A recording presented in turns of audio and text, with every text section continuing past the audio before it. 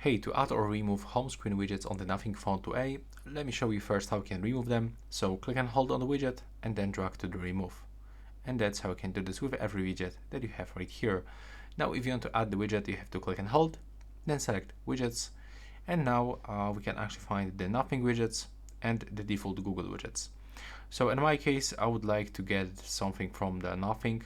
Let's get, for example, this step counter, click and hold it, drag to the screen.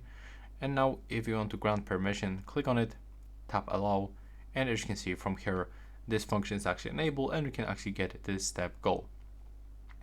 So yeah, as you can see now when you swipe up on the widget to access, we can access different functions and information when it comes available.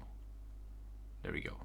So as you can see now we can swipe up, swipe down, and we can check total today steps, 7-day average, and from this we can actually find the other days. So that's all. Right now please subscribe.